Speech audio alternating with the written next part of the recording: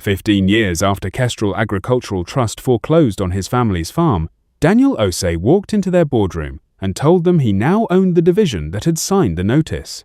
But on the morning it started, he was 19, and the only thing he owned was a jacket that didn't fit him anymore. The sheriff's deputy didn't knock. He taped the notice to the door and stepped back, the way a man steps back from a stove he isn't sure has cooled. Daniel Osei was 19 the morning his family lost the farm, and what he remembered most, years later, was not the auctioneer's voice or his father's silence. It was the smell. Diesel and wet hay and the particular sourness of a barn that hadn't turned a profit in 3 seasons, a smell he would spend the rest of his life trying to either escape or reclaim. He never was sure which. The notice on the door was a single page, 11-point font, a bank's letterhead, Kestrel Agricultural Trust, 3rd generation family run. The kind of institution that liked to remind the county it had always been one of you, printed at the top like a signature on a eulogy. 200 acres, 4 generations. Gone in the time it took a clerk to staple a page to a stack of others just like it. His father, Emmanuel, stood at the kitchen window that morning holding a coffee mug he'd stopped drinking from 10 minutes earlier, watching the deputy's truck pull back down the gravel drive. He didn't say anything. Daniel would learn later that there are 2 kinds of silence a man can carry, the kind that means he has nothing left to say, and the kind that means he is rationing what little he has left because he isn't sure how many more mornings like this one he can afford to speak through. Their farm sat at the low end of Marsh Hollow Road, in a county where 3 straight years of drought had done what droughts do, turned equity into debt, and debt into a stranger's decision. Kestrel Agricultural Trust held the note. Kestrel Agricultural Trust had, for 2 years, extended it, restructured it, and finally, in a boardroom Daniel had never seen and would not see for another 15 years, decided that the Osei farm was no longer a loan worth carrying. Walter Kestrel signed the foreclosure himself. He would later describe it, in a regional banking trade publication, as one of the harder calls of a hard year, a sentence that cost him nothing to say and cost the Osei family everything to hear, if they'd ever bothered to read it, which they hadn't, because by then they were 3 counties away, and the magazine wasn't the kind of thing that made it to where they'd landed. The morning of the auction, Daniel counted 41 people standing in the gravel lot where his father used to park the combine. Neighbors, strangers, 2 men in county-issued vests who weren't there to buy anything just to make sure nothing got out of hand. His father did not attend. Daniel went alone, 17 months later, because by the time the county actually cycled the property through auction, more than a year had passed in a rented house 2 towns over. His father working nights at a feed distributor, his mother picking up shifts at a diner that didn't know or care that she used to run 400 acres of soybeans with a spreadsheet she kept in her head. He stood at the back of the lot in that same jacket, watching a man from 3 counties over buy his family's land for less than what the bank had once said it was worth, back when the bank still wanted them to believe the loan was safe. The auctioneer's gavel made a sound Daniel would hear again, faintly, at the strangest moments, closing a car door, a judge's chamber years later. Once at his own daughter's school fundraiser, when someone dropped a wooden block on a table, a small, final sound. The sound of a decision no one asks you to weigh in on. He didn't cry. He noted instead, with the particular clarity that grief sometimes produces in people too young to know what else to do with it, that the auctioneer never once said the word home. That evening, back at the rented house, Daniel found his father in the garage they didn't own, sitting on an overturned bucket, holding the old grain scale, the one that used to hang from a barn beam, weighing soybeans by the bushel, calibrated by Daniel's grandfather, with a screwdriver, and a level and 40 years of not trusting anyone else's numbers. "I couldn't carry the whole barn," his father said, not looking up. "Figured I'd carry the thing that told the truth." Daniel sat down on the concrete beside him. Neither of them said anything else for a long time. The scale sat between them, its brass needle resting dead center at 0, the way it had every night of Daniel's childhood before the day's grain came in and gave it something to measure. He would keep that scale for the next 15 years. He would not know, that night, what it would eventually weigh. 6 weeks later, Daniel took a job, stocking shelves at a farm supply store 40 minutes from the rented house, the only place hiring that didn't require a degree he didn't have or a truck he no longer owned. His manager was a heavy-set man named Kurt who'd farmed himself once before a hailstorm and a bad year with a different bank had put him behind a register instead of behind a plow. "You're Daniel Osei's boy," Kurt said. "The first week," not as a question. Daniel nodded. "Kestrel took your place, didn't they?" Daniel didn't answer that one directly. "The county auctioned it. Kestrel just held the note." Kurt looked at him for a second too long. That's a generous way to put it. It was the first time anyone had said the bank's name to Daniel like it was a fact instead of a wound, and something about the plainness of it, no pity in Kurt's voice, just a man stating a number, was the first thing that steadied him since the deputy taped that notice to the door.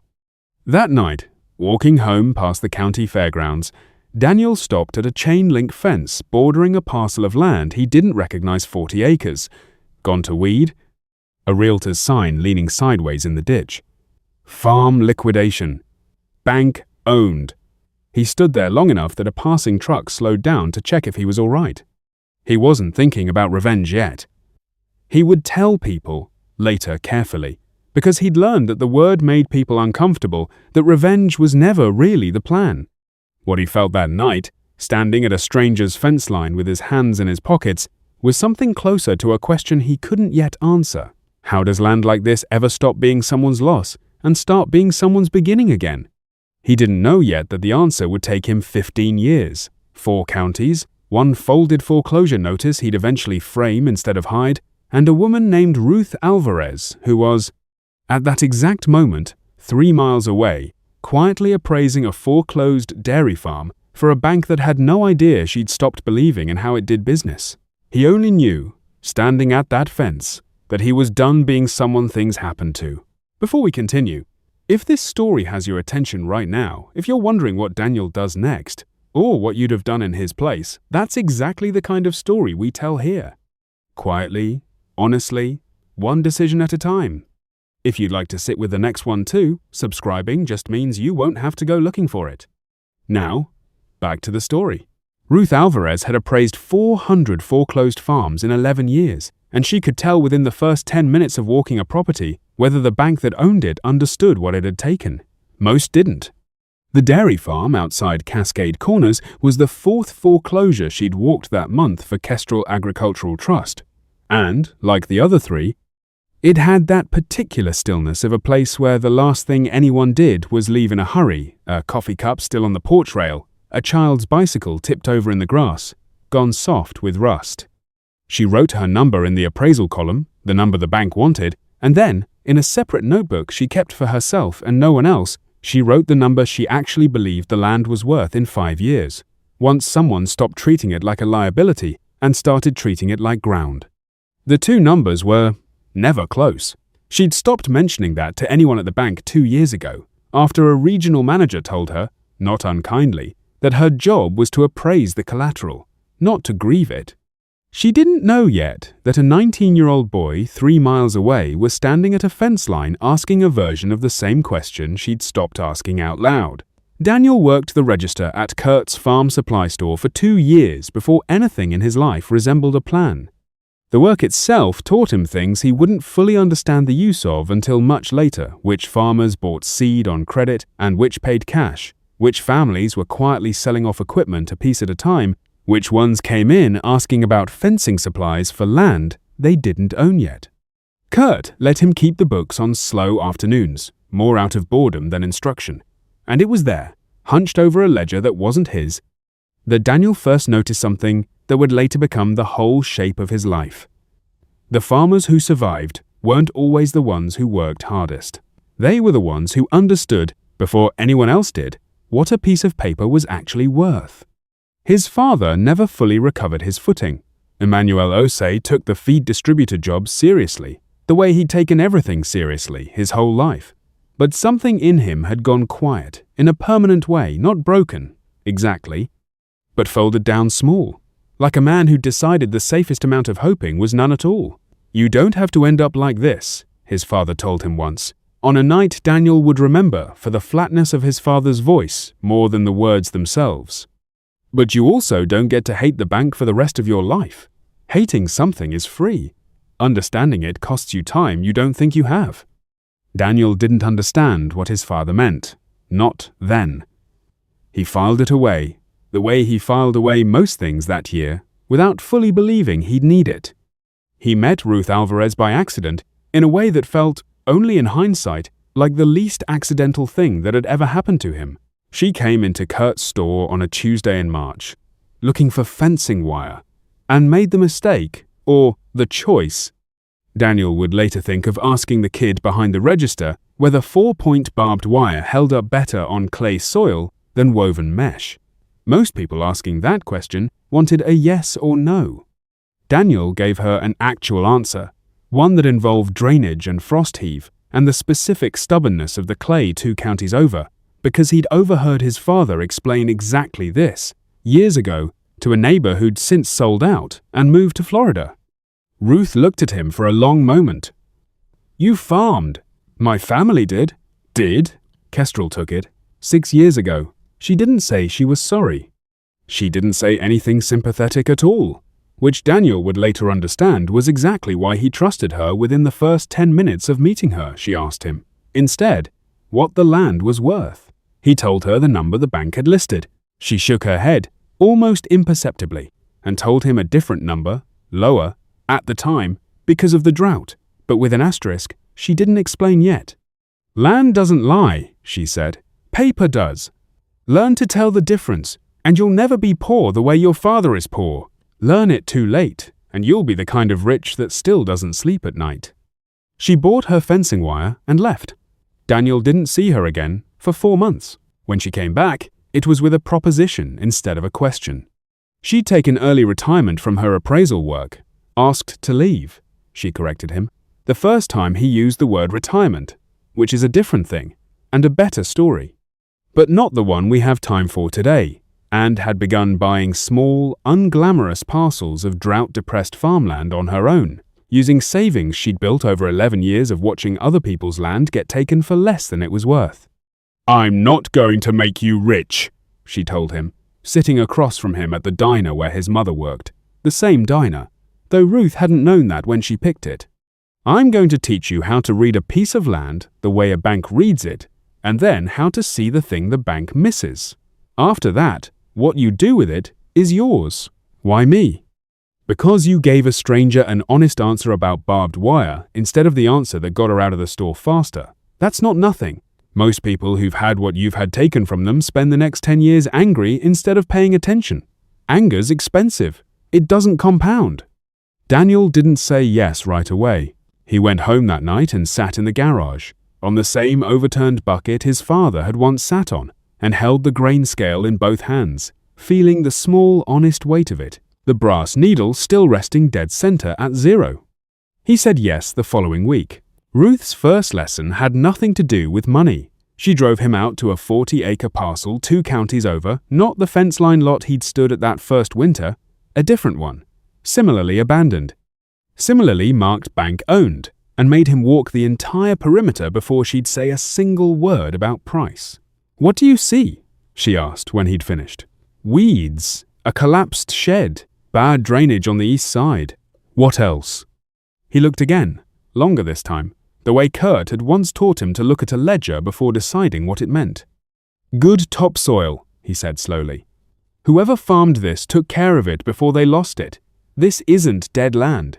It's land somebody gave up on before it gave up on them." Ruth nodded once, the closest thing to approval he'd get from her that year. That's the whole lesson.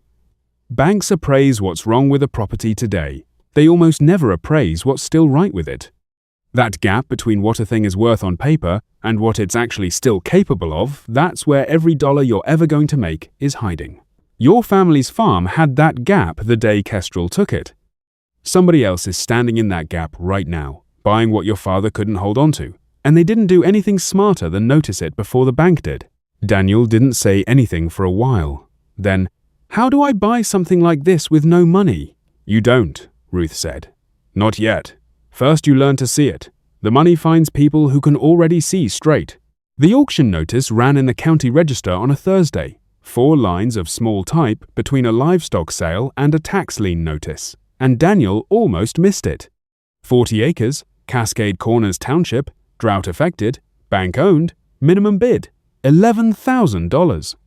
It was the same parcel Ruth had walked him through 8 months earlier, the collapsed shed, the good topsoil, the land somebody had given up on before it gave up on them. Ruth had told him then not to buy it. "Not yet," she'd said. "You don't have $11,000, and you don't have a plan for what you'd do with it if you did. Wanting land isn't a strategy. Watch what happens to it instead." What happened to it, over those 8 months, was nothing.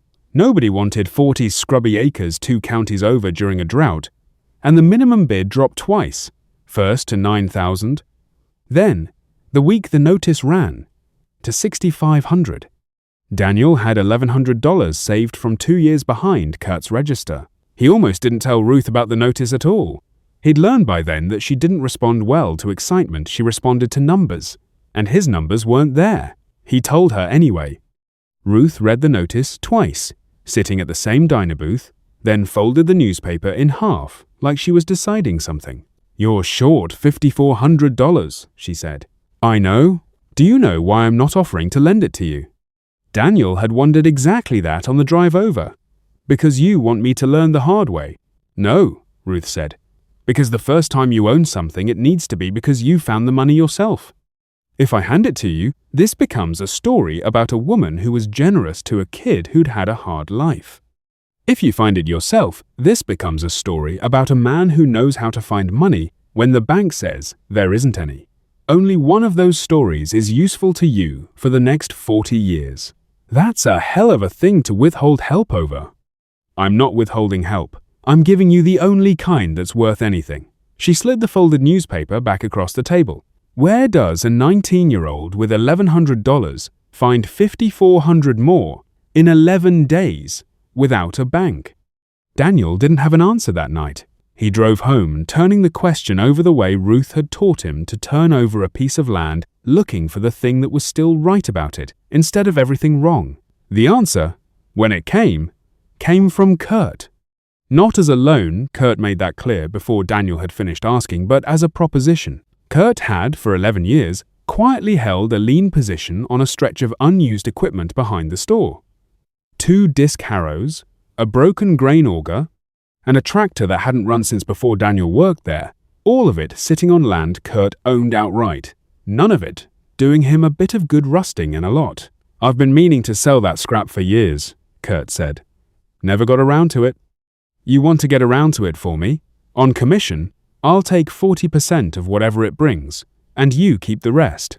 Fair warning, nobody's going to want a broken auger. You'll have to fix what you can fix, and find buyers for the rest yourself." It wasn't charity.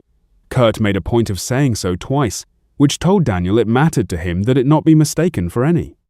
Daniel spent 9 of his 11 remaining days repairing what could be repaired, teaching himself, from a manual and 2 ruined afternoons, how to rebuild a grain auger's gearbox, because a man 3 farms over had once shown his father the same repair, and Daniel had watched, at 12 years old, without knowing he was memorizing anything. He sold the tractor to a hobby farmer for $2,000.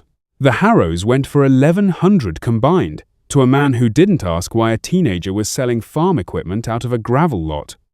The auger repaired, running again for the first time in 6 years, sold for $1,800 to a co-op 3 towns over that had been quoted $4,000 for a new one. $4,900 minus Kurt's 40% left Daniel with $2,940, combined with his $1,100 saved, $4,040. He was still short by $2,360, with 3 days left, when his mother came home from her shift at the diner and handed him an envelope without a word. Inside was 14 months of tip money she'd been putting aside since the day the auction notice for their own farm had run, years earlier money she'd never told him or his father about. Because she hadn't known, until she read the same 4 lines of small type Daniel had almost missed, what she'd been saving it for. "I wasn't saving it for anything specific," she told him when he tried to give it back. "I was just saving it. I think I always knew there'd be a day it mattered which direction it went. The auction ran on a Tuesday morning in the same gravel lot, at the same county courthouse steps where Daniel had once stood in a jacket that didn't fit him, watching a stranger buy his family's land for less than it was worth. 3 other bidders showed. None of them wanted 40 scrubby acres in a drought year badly enough to go past $7,000. Daniel bid $6,500, matched a counterbid of $6,800, and stopped there not because he couldn't have gone higher, but because Ruth had told him, weeks earlier, the number past which the land stopped being worth what it cost. He won it at $6,800, 40 acres, his name on the deed. He stood in that same gravel lot afterward, holding a folder with paperwork in it instead of a foreclosure notice, and felt something he hadn't expected to feel. Not triumph, not vindication, but a small, quiet steadiness, like a scale finding 0.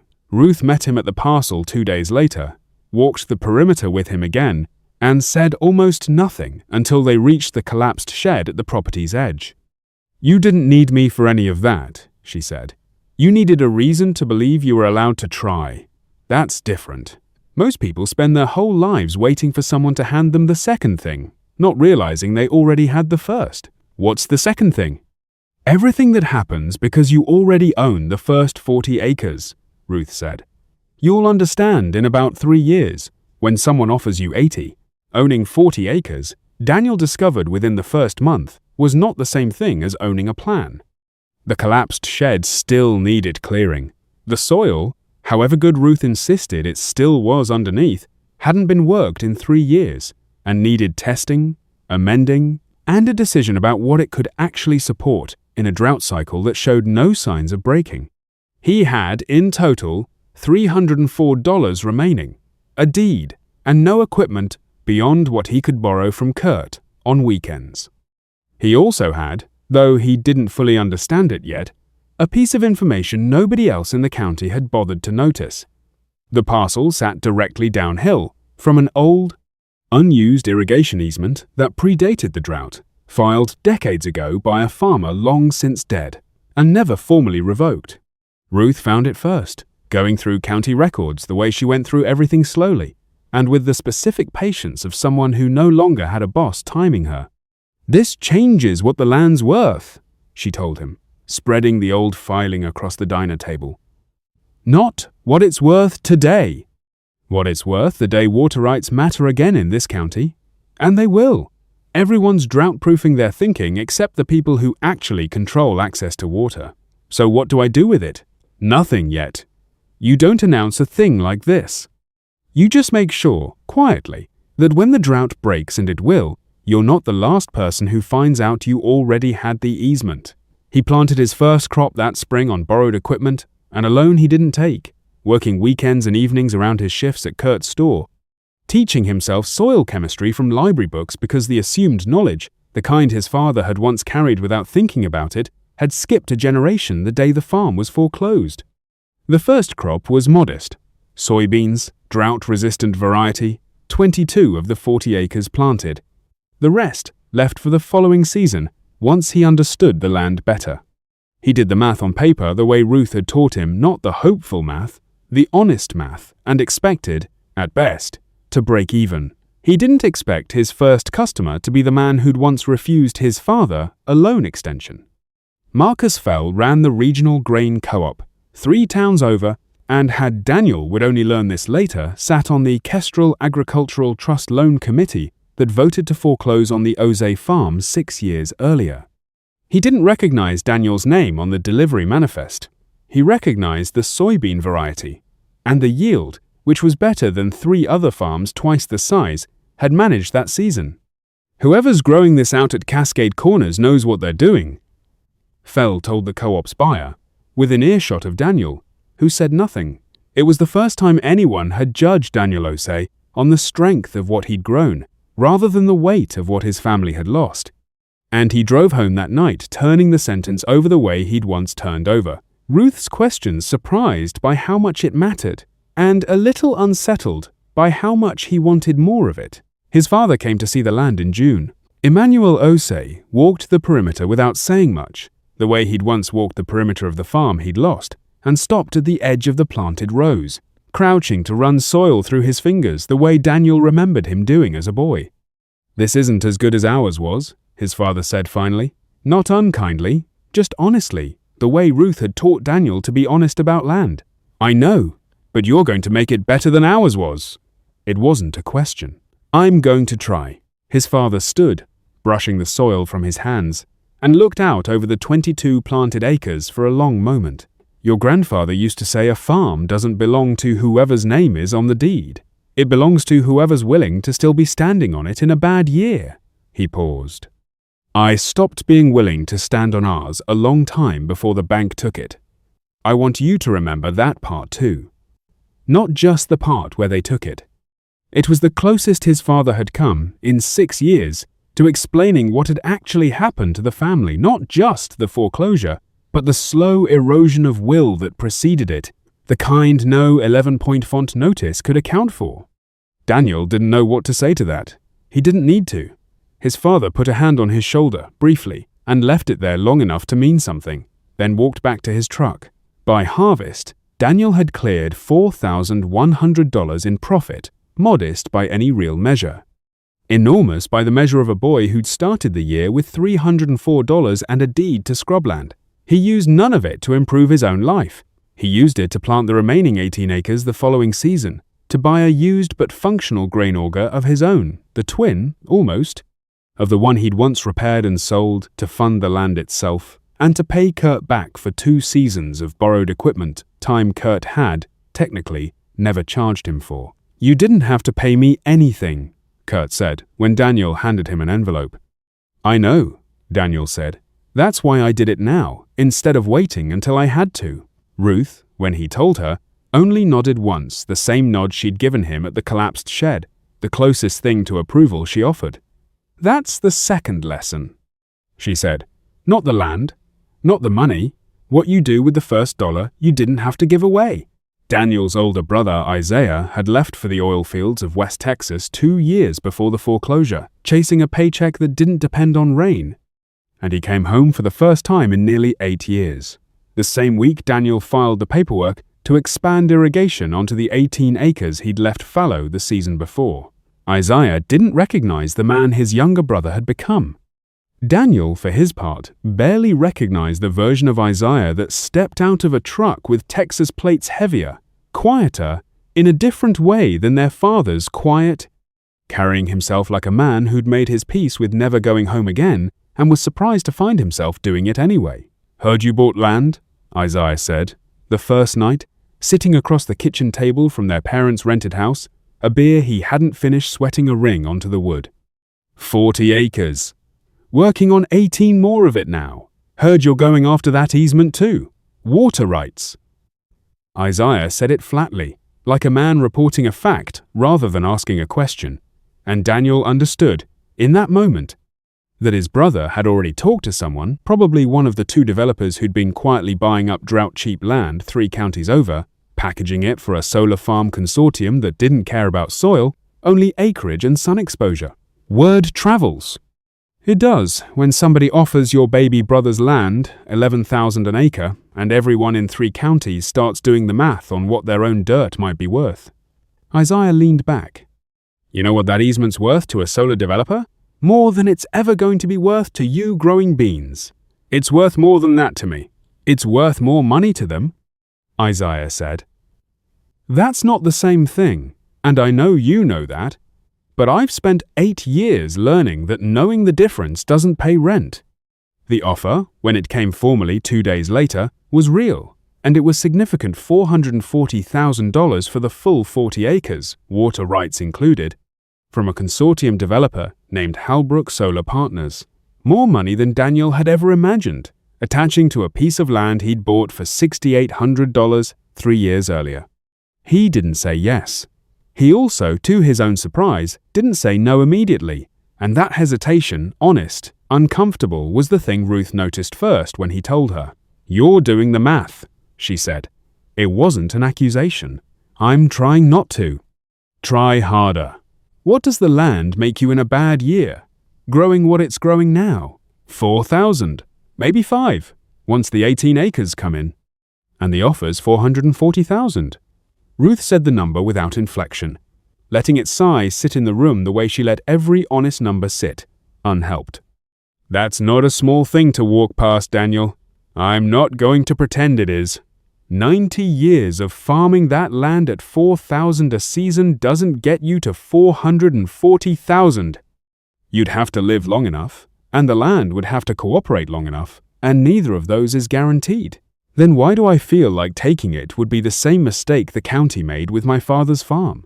Ruth didn't answer right away. "Because you'd be selling the one thing your family's never been paid what it was worth for.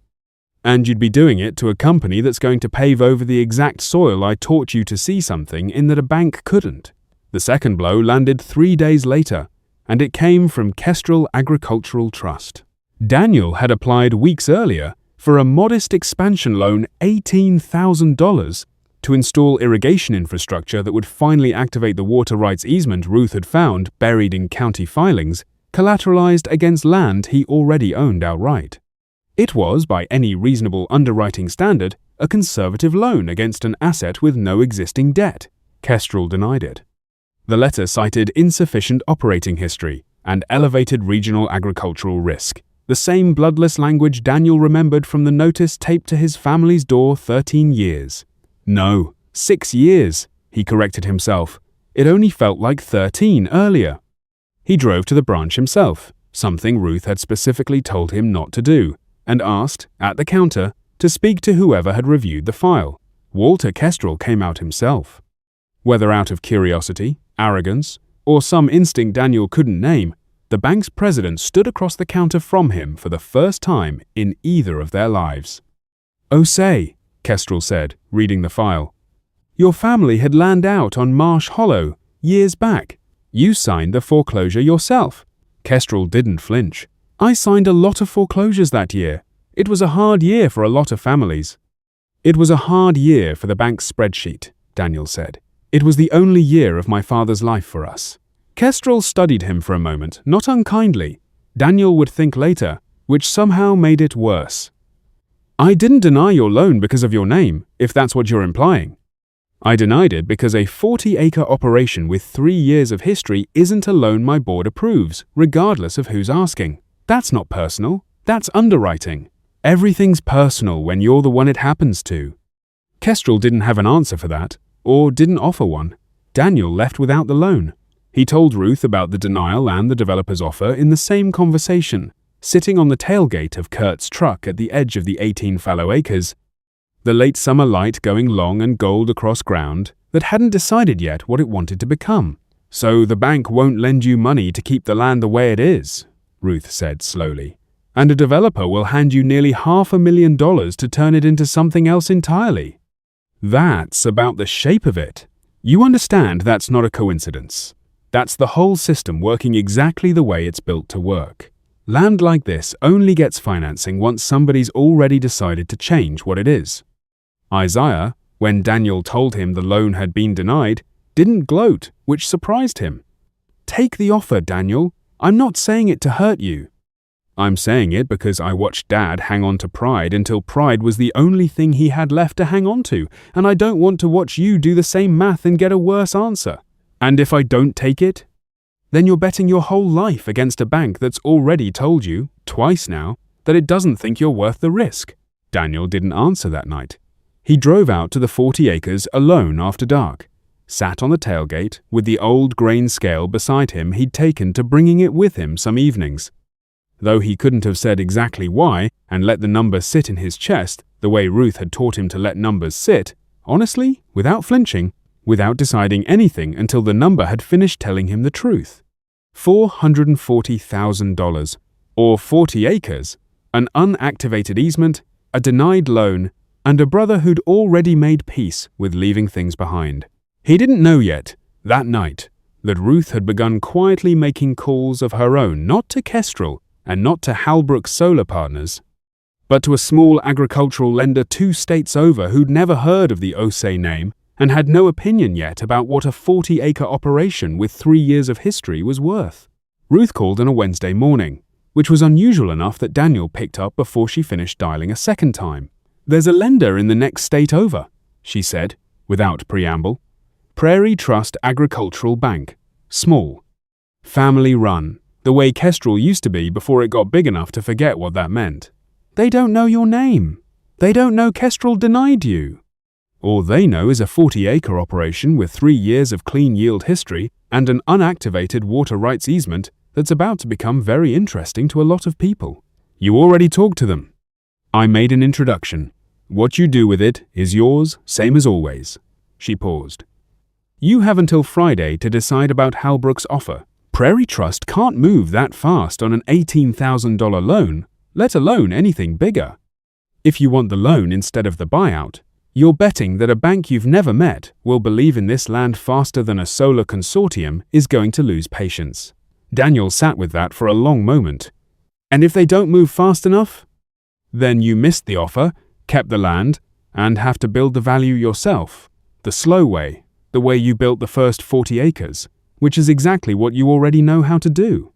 He drove to Prairie Trust himself on Thursday, 4 hours each direction, without telling Isaiah or his parents, because he'd learned by then that some decisions needed to be made before they were explained to anyone who loved him enough to talk him out of them. The loan officer, a woman named Carol Bune, listened to his numbers without interrupting, then asked him a question nobody at Kestrel had bothered to ask. What do you want the land to be in 10 years? Daniel hadn't fully articulated the answer, even to himself, until the question was sitting across the desk from him, waiting. I want it to be proof that land like this doesn't have to end up owned by whoever's willing to pave it. I want it to still be growing something in 10 years. And I want the people around it to still have jobs that depend on it growing something, instead of depending on a consortium's maintenance contract. Carol Björn studied him for a moment, the way Ruth had studied him at the fence line years earlier. That's not a business plan. But it's the first honest answer I've gotten from a farm loan applicant in longer than I'd like to admit. She slid a term sheet across the desk. $22,000. Slightly more than you asked for because the easement's worth more than you're pricing it at, and I think you know that and are being modest about it on purpose. Halbrook Solar Partners called on Friday morning, expecting an answer. Daniel took the call standing in the collapsed shed he still hadn't finished clearing, the grain scale on the workbench beside him, its brass needle resting at 0, the way it always did, between uses. I'm not selling, he told them. The representative on the other end, a man named Dorsey who'd been pleasant and patient through 3 prior conversations, went quiet for a moment. Mr. Osei, I want to make sure you understand what you're walking away from. $440,000 doesn't come back around twice in a small county like this. I understand exactly what I'm walking away from, Daniel said. I watched a bank explain the same kind of number to my father once, dressed up as reasonable underwriting instead of a buyout offer. I'm not interested in being on the other side of that conversation with somebody else's land. Dorsey didn't have anything to say to that. The call ended within a minute. Isaiah found out that evening from their mother and drove out to the 40 acres before Daniel had finished telling anyone else. You turned down $440,000.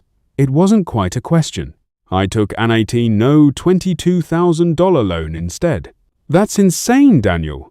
That's not brave, that's insane. Maybe. Daniel didn't raise his voice. Or maybe it's the first time in this family's history that somebody looked at a number that big and asked what it would cost instead of what it would buy. Isaiah stood there for a long moment, some old anger working across his face that Daniel recognized from years of watching their father carry the same expression and swallow it instead of saying it out loud. You know what it cost, Dad? It cost him the land. It cost him 14 months in a rented house not saying 2 words to anybody. You're betting the same thing's not going to happen to you on a piece of dirt you've owned for 3 years. I'm not betting the same thing won't happen, Daniel said quietly. I'm betting that if it does, at least it'll have happened because I tried to keep something, instead of because somebody else decided I wasn't worth the risk of trying. Isaiah didn't have an answer for that either. He left without saying goodbye, and it would be several months before Daniel heard from him again. The irrigation infrastructure went in that autumn, funded by Prairie Trust's loan, activating a water rights easement that had sat dormant in county filings for over 40 years. Within 18 months, as the drought finally began to break across the region, that easement would make the difference between land that could plant winter wheat and land that couldn't, a difference. Daniel had understood a full 2 years before most of the county caught up to it, because Ruth had taught him to read a filing the way she'd once read a piece of abandoned soil. He stood at the edge of the newly irrigated acreage the night the system was tested for the first time, watching water move through channels that hadn't carried anything in 4 decades, and thought about his father's line from months earlier, "A farm doesn't belong to whoever's name is on the deed. It belongs to whoever's willing to still be standing on it in a bad year." He didn't know yet that the bad year was still ahead of him, not behind him that Kestrel Agricultural Trust would call in every note it held on neighboring farms within 2 years, that Isaiah's warning about pride would come closer to true than either of them wanted, or that the number $440,000 would resurface in a very different form at the worst possible moment. He only knew, standing there that night, that for the first time since the deputy taped a notice to his family's door, he had made a decision that was entirely his own to make, and that whatever came of it, he was no longer the kind of person who let a bank decide what his land was allowed to become. By the 3rd year after the irrigation easement went live, Daniel Osei was no longer the only farmer in Cascade Corners talking about water rights. The drought broke slowly, unevenly, the way droughts do one good rainy season, followed by an uncertain one. Then another good one that finally convinced the county's agricultural office to revise its long-term forecasts. Land that had sat marked bank-owned for years began attracting attention again, and Daniel's 40 acres, quietly outproducing farms twice its size because of a filing nobody else had bothered to check, had become something people in the county pointed to without fully understanding why. Marcus Fell, the grain co-op manager who'd once praised Daniel's soybeans without knowing whose they were, eventually did the arithmetic. He drove out to Cascade Corners himself one afternoon, introduced himself properly this time, and sat across from Daniel at the same collapsed shed, repaired now, functional, though Daniel had left one wall's rough boards untouched, for reasons he never fully explained to anyone who asked. "I sat on the committee that foreclosed your family's farm," Fell said, without being asked. "I want you to hear that from me before you hear it from someone else." Daniel didn't say anything for a moment. "Why are you telling me now?" "Because I've spent 3 years buying your beans without knowing that, and I'd rather lose your business honestly than keep it by accident." Fell paused. "For what it's worth, I voted against the foreclosure. Didn't stop it, doesn't undo it either. I'm not telling you this so you'll feel better about me. I'm telling you because you deserve to decide what you do with that information." Daniel thought about Ruth's first lesson that hating something was free, understanding it cost time he didn't think he had. "I appreciate you saying it," he said finally. "I'm not going to pretend it doesn't matter, but I didn't build any of this to get an apology from the co-op. I built it to stop needing anyone's permission. The expansion, when it came from necessity rather than ambition."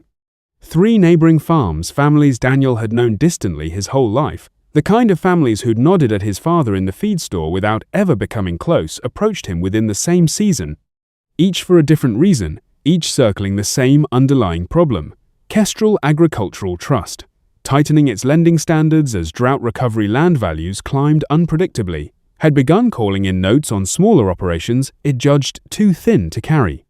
The Halversons, whose 60 acres bordered Daniel's land to the north, needed a partner to access irrigation infrastructure they couldn't afford to build alone.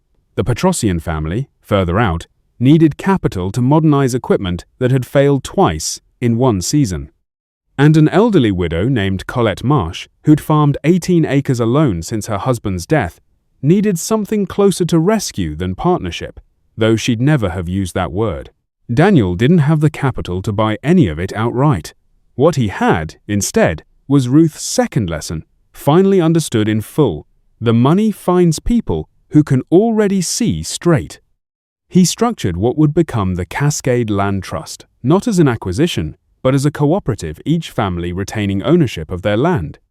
Pooling capital and equipment and irrigation access under a shared structure Daniel designed with Ruth's guidance, and a lawyer Prairie Trust recommended, one who specialized in agricultural cooperatives rather than corporate consolidation. "This isn't what Kestrel does," Ruth told him, reviewing the structure. Kestrel buys distressed land and consolidates control. You're doing something closer to what a bank should have done for your father 20 years ago and didn't. I'm not trying to be a bank." "I know," Ruth said. "That's exactly why this works." Colette Marsh signed the trust agreement in her kitchen, at a table not unlike the one Daniel's father had once sat at holding a coffee cup he'd stopped drinking from. "I don't fully understand all of it," she admitted, looking over the paperwork. "I understand that I keep my land. I understand somebody finally wants to help without wanting it for themselves after." "You'll keep the land," Daniel confirmed. "The trust shares equipment, shares irrigation costs, shares risk in a bad year. Nobody in it owns anybody else's ground." "Your father's boy," Colette said, not quite a question, studying him the way half the county now did, trying to reconcile the 19-year-old who'd once stood at a fence line with the man structuring a 4-farm agricultural cooperative. "I remember when they took your family's place.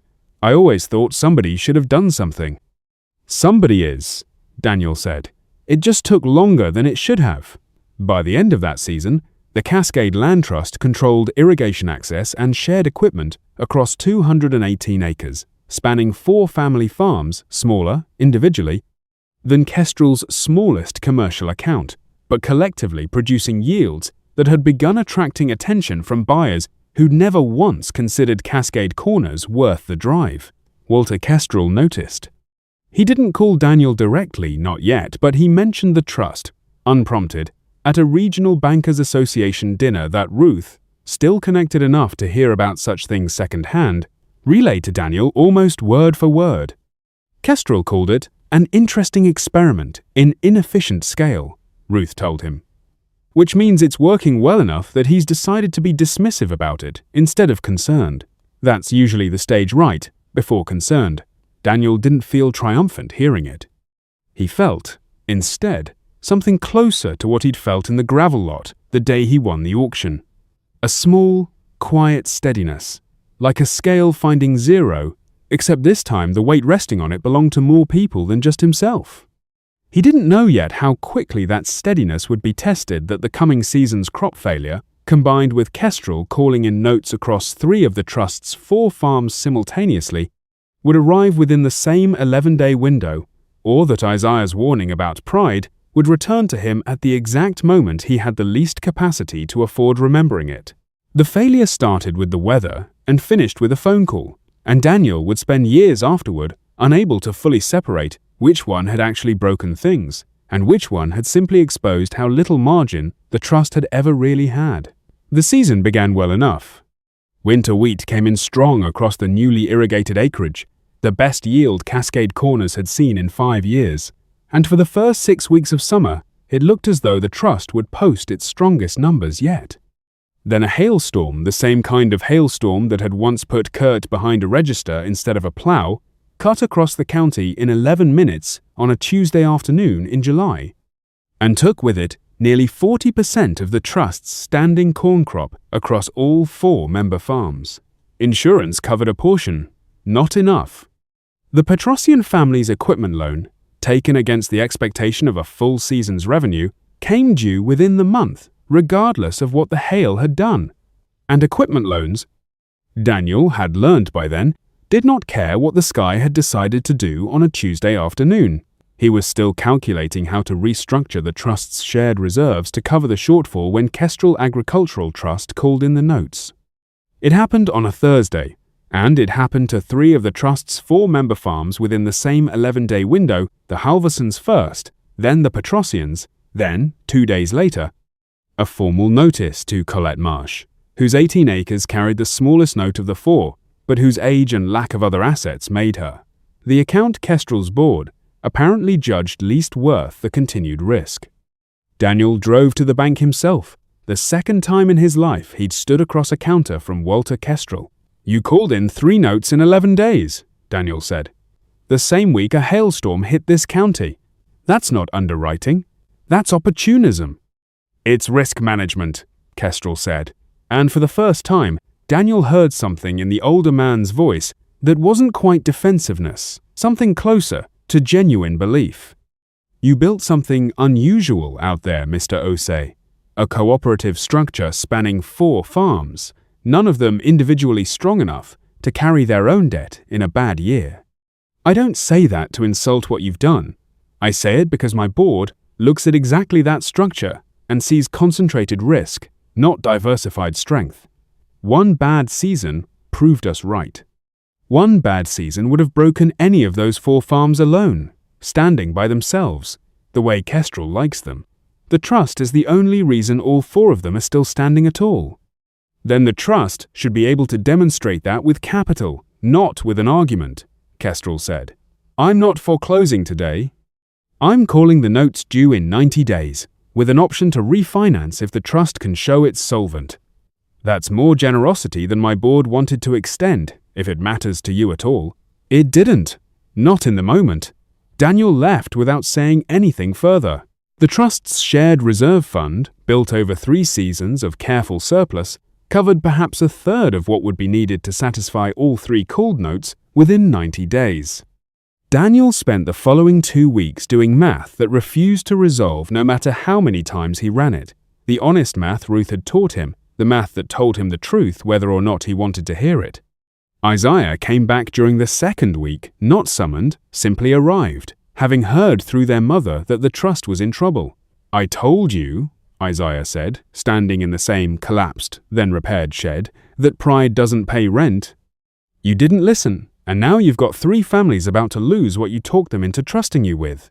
I didn't talk anybody into anything they didn't choose for themselves. Didn't you?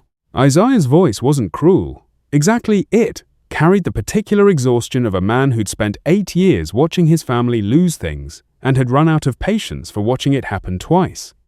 Colette Marsh is 71 years old, Daniel. She signed onto your trust because you're Daniel Osei's boy, and this county still remembers what that used to mean.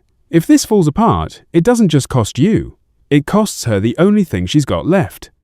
Daniel didn't have an answer for that. He drove out to Colette's 18 acres that same evening and found her sitting on her porch, exactly where he'd expected she would be. I know what's happening, she said, before he could find a way to explain it gently. I may be 71, but I still read the mail. Your grandfather would have known what to do here. I never met him, but I knew men like him. I don't know what to do yet. Then you're being honest with me, which is more than the bank ever was with your father. Sit down, Daniel. We'll figure out what's actually true before we figure out what to do about it. Ruth, when Daniel finally reached her, she'd been traveling, visiting a sister 3 states away. Unreachable for the worst 9 days of his life, listened to the entire situation without interrupting, the way she always had. You're not going to like what I say next, she told him. Say it anyway. You call Howbrook Solar Partners. You tell them the offer they made you 3 years ago on your original 40 acres, the offer you turned down, you'd consider a version of it now, on different terms. Enough to cover the trust's shortfall and keep 3 families' land out of foreclosure. Daniel felt something in his chest go cold. You're telling me to sell the thing I refuse to sell. I'm telling you to consider it. There's a difference. And you've spent 3 years learning the difference between considering a number and being ruled by it. I'm not telling you what to decide.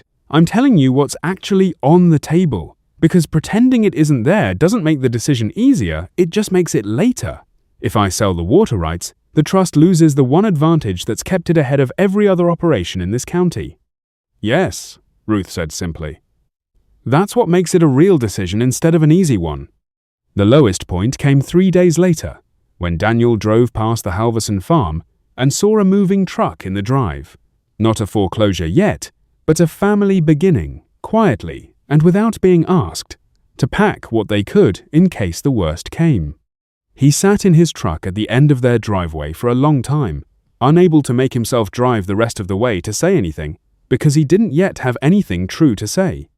That night, alone in the shed, he took the grain scale down from the shelf where it had sat for 3 years and set it on the workbench.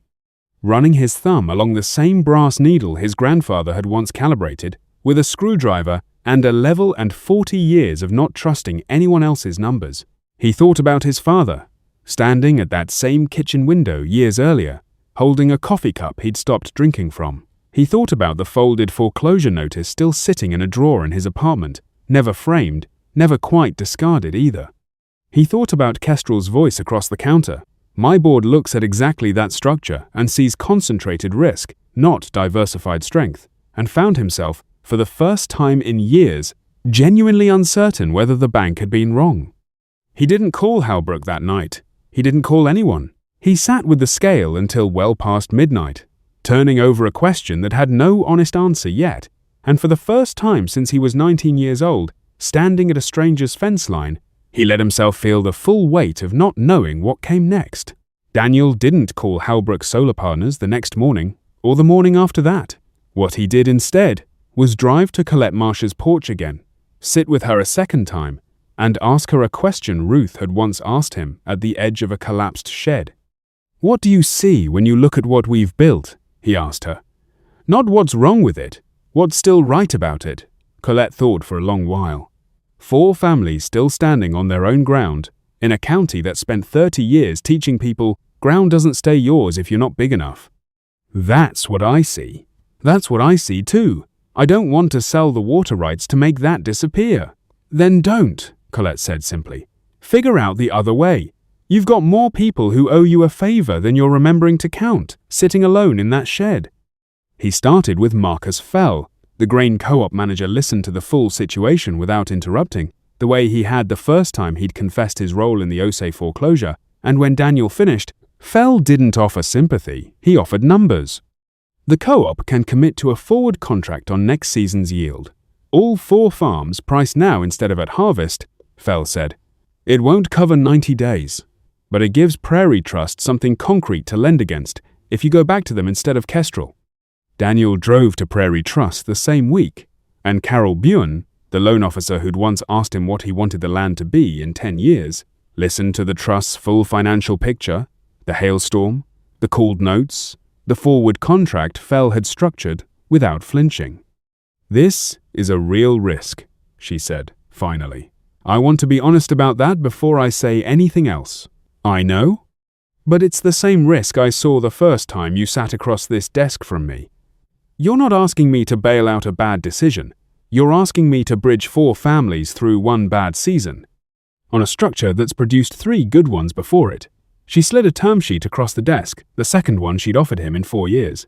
"I can get you 60% of the shortfall. You'll need to find the rest somewhere else." The rest came from a place Daniel hadn't expected. Word of the trust's trouble had moved through Cascade Corners the way word always moved through a small county imperfectly, but faster than anyone intended, and within days, a handful of the smaller farmers Daniel had helped in quieter ways over the previous years began showing up at the collapsed shed, one at a time, without being asked.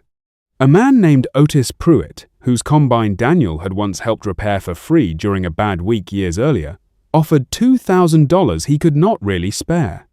A young couple who'd bought seed on credit from Kurt's store, back when Daniel still worked the register and had quietly extended them an extra month without telling Kurt, offered labor instead of money, 3 weeks of unpaid work clearing storm debris across all 4 farms. None of it, alone, closed the gap. Together, alongside Fell's forward contract and Prairie Trust's loan, it came close enough that Daniel could see, for the first time in weeks, an honest path that didn't require selling the water rights.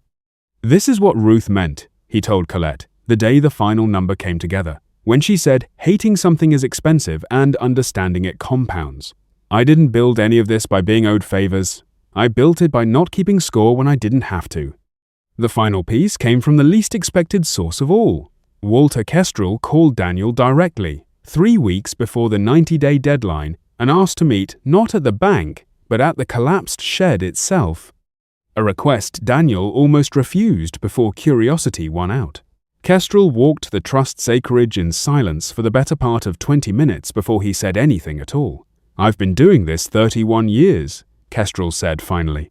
"My father did it before me. We built this bank on the idea that agricultural lending has to be conservative because farmland doesn't forgive mistakes the way other collateral does. I still believe that." He paused. "But I've had 3 weeks to watch 4 families in this county pull together and nearly close a shortfall my own board created, using nothing but forward contracts, sweat equity, and what looks, from where I'm standing, like actual trust. I don't have a word in our underwriting model for that. I'm not sure I ever will. Is there a version of this conversation that ends with Kestrel not foreclosing? There's a version of this conversation, Kestrel said slowly, where my board reconsiders the notes as a single restructured facility against the trust's combined assets instead of 3 separate calls against 3 separate farms the way it probably should have been underwritten from the start. If I'm being honest about my own mistake instead of just yours. He extended a hand, an old-fashioned gesture that seemed to cost him something. I'm not doing this because I've changed my mind about risk, Mr. Osei. I'm doing it because you've shown me a version of agricultural lending my father might have recognized, and I stopped believing anyone still practiced it. The restructured note closed 11 days before the deadline. All 4 farms remained standing, individually owned, collectively stronger than any of them had been alone. Isaiah came back once more, that same week, and found Daniel in the shed running his thumb along the grain scale's brass needle, the way he had the night everything had felt uncertain. I was wrong, Isaiah said, without preamble, about the pride thing. I watched you almost lose everything, and instead of selling out, you found 11 different ways to hold on to it. I don't know if that's smarter than what I'd have done, but it's not pride. I called it that because I didn't have a better word. What's the better word? Isaiah thought about it. Stubborn faith in people you didn't have to trust. I don't know if I've got that in me. I'm glad you do. 15 years after the sheriff's deputy taped a foreclosure notice to his family's door, Daniel Osei walked into a boardroom at Kestrel Agricultural Trust and sat down across from a table of people who, a decade and a half earlier, would not have known his name. He was not there to buy the bank. Ruth had taught him that lesson too, years before, in a diner booth that no longer existed under that name. He was there because Walter Kestrel, 2 years into a slow and voluntary restructuring of the bank's agricultural lending philosophy, had asked him to take a controlling stake in a newly formed division, one built explicitly on the underwriting model the Cascade Land Trust had proven, almost by accident, over a single terrible season and the 9 seasons of steadiness that followed it. My father built this bank on the belief that farmland doesn't forgive mistakes, Kestrel told the room, older now, slower, in a way that had nothing to do with illness, and everything to do with a man who'd spent 2 years reconsidering 30. I've come to believe the mistake was never the land. It was assuming the people on it couldn't be trusted the way we trusted our own spreadsheets.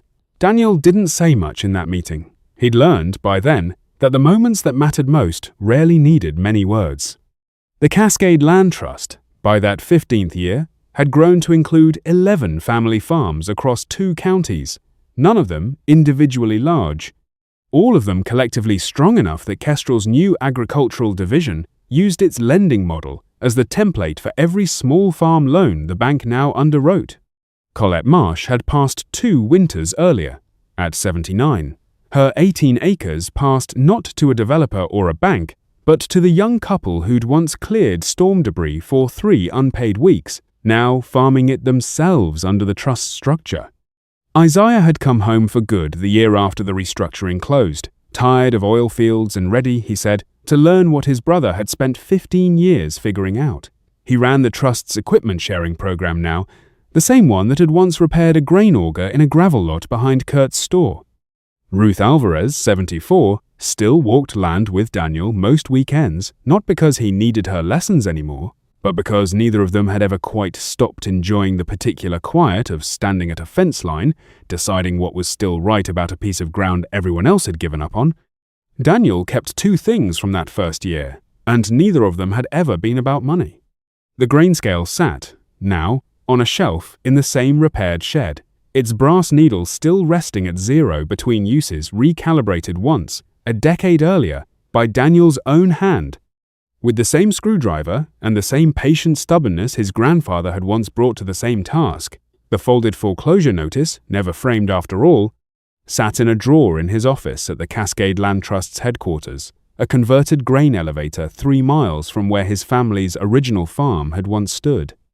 Beside it, in the same drawer, sat a different notice, one Daniel had written himself the year the restructuring closed, not a foreclosure. but to release the final page confirming that every note the new lending division held against a Cascade Land Trust member farm carried a standing clause his father had never had the chance to ask for and never would have needed to. In the event of a bad season not caused by mismanagement, this bank commits to restructuring before it forecloses. His father, 81 now, still came out to the trust most Sundays, walking the perimeter of land that was no longer his but had, in some way, neither of them ever fully articulated, become something larger than ownership had ever managed to be. "You did more than get it back," Daniel Osei told him, the last Sunday before the boardroom meeting, standing at the edge of acreage neither of them had ever farmed together. "You made sure it couldn't happen to anyone else the same way. I had help." "Everyone who does anything worth doing had help," his father said. "The only difference is whether you remember to say so. Daniel never did buy Kestrel Agricultural Trust. He controlled, instead, the division built from everything the bank had once refused to understand, a fact that meant less to him, most days, than the 11 families still farming their own ground, or the particular weight of a brass scale still finding zero, or a boardroom full of people who now asked, before anything else, what a piece of land was still capable of becoming. The auctioneer's gavel, all those years ago, had never once said the word home. Daniel Osei had spent 15 years making sure it never had to. There's a version of this story where Daniel Osei buys the bank that took his family's land, where the ending is a signature on a building, a name changed on a door, a man standing where the banker once stood. Finally, even. That's not the story we told you. And if you notice that if some part of you expected the revenge and got something quieter instead, that's not an accident. That's the whole point. Money was never what this story was about. It was the pressure that revealed who Daniel actually was, long before anyone could see it, a man who repaid a debt before he had to, who refused a fortune because of what it would have paved over, who built something 11 families could stand on, instead of something only he could stand on alone. The bank didn't change because Daniel got rich enough to make it change. It changed because he never let getting rich become the only thing he was building toward. That's the part worth sitting with. Not the number. The decision, made quietly, 100 times, long before anyone was watching.